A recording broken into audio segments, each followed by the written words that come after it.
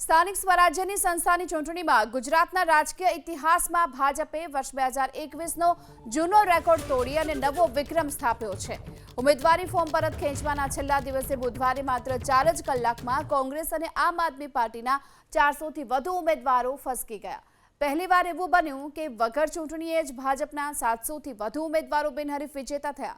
રાજ્યમાં 11 પાલિકાઓની 11 બેઠકોની પેટા ચૂંટણી અને 393 સ્થાનિક સ્વરાજ્યની સંસ્થાઓની 9994 એ મળીને કુલ 10,005 બેઠકો માટે 26 એપ્રિલે મતદાન યોજાવાની છે। અને પરંતુ હવે જ્યારે ફોર્મ ચકાસણી અને ઉમેદવારી પરત ખેંચાયા બાદ ભાજપ 720થી વધુ બેઠકોમાં બિનહરીફ જાહેર થતા 26 એપ્રિલે 9,237 બેઠકો માટે મતદાન થશે। 393 સ્થાનિક સ્વરાજ્યની સંસ્થાઓમાં 84 નગરપાલિકાઓમાં સૌથી વધુ બેઠકો ભાજપે બિનહરીફ મેળવી, જેમાં ચૂંટણી પહેલા જ કડી નગરપાલિકામાં 2/3 બહુમતી સાથે ફરી સત્તાનું સુકાન ભાજપ સંભાળશે।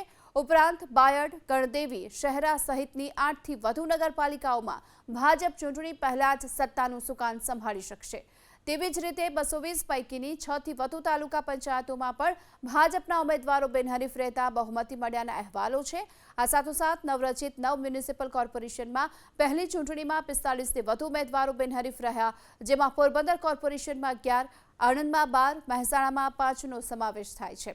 તેની સાથે જ વડોદરા અમદાવાદ કોર્પોરેશનની વાત કરીએ તો ભાજપના 2 ઉમેદવારો બિનહરીફ રહ્યા છે, જેની સત્તાવાર જાહેરાત રાજ્ય ચૂંટણી આયોગ આજે કરશે। ઉમેદવારી પરત ખેંચવા બુધવારે બપોરે 3 કલાક સુધીના સમયગાળામાં વડોદરા, સુરત, મહેસાણા, બનાસકાંઠા સહિત અનેક જિલ્લાઓની મામલતદાર અને પ્રાંત સહિતની ચૂંટણી અધિકારીઓની કચેરીમાં હાઈ વોલ્ટેજ ડ્રામા પણ થયા। કોંગ્રેસ અને આમ આદમી પાર્ટીના ઉમેદવારોએ ટપોટપ ફોર્મ પરત ખેંચવાનું શરૂ કર્યું। તેમના સમર્થકો, નેતાઓએ ખરીદ વેચાણના આરોપો લગાવ્યા। કેટલીક કચેરીઓમાં તો ઉમેદવારી પરત ખેંચવા માટે આવનારાઓના કારણે કાયદો અને વ્યવસ્થા ખોરવાતા પોલીસ બંદોબસ્ત ગોઠવવાની પણ ફરજ પડી।